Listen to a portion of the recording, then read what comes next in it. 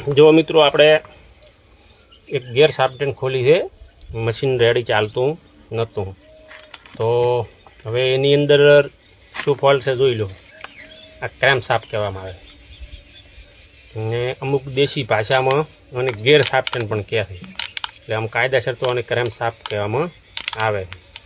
અને આની અંદર મશીન કમ્પ્લીટ ચાલતું નહોતું, વાઇબ્રેટ કરતું હતું.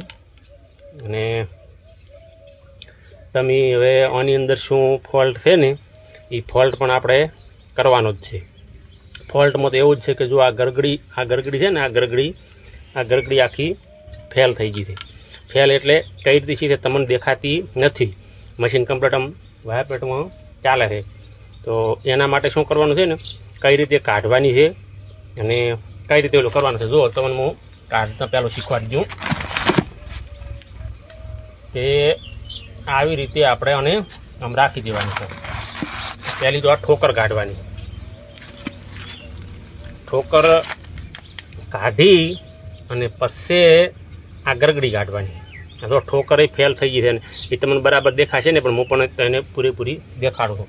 કાઢવા માટે આપણે એક લેવાની છે, એક આવું વેણું લેવાનું છે.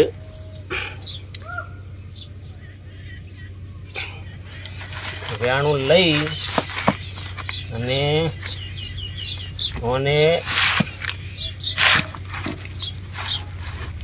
આવી રીતે રાખી અને ફટકા મારીને કાઢવાની છે.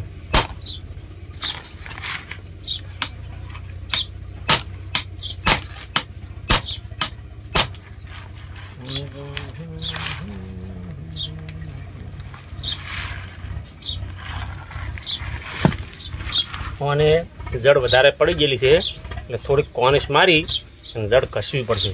એટલે હું તમને બીજા વિડીયાની અંદર બતાવું છું કે કઈ રીતે કાઢવી, કઈ રીતે ફિટિંગ કરવી, કઈ રીતે આ રાખવી. આ ઠોકરો જો આવી ટાઈપ હોય ને તો આને કઈ રીતે રાખવી અને આમ રાખવી પડે.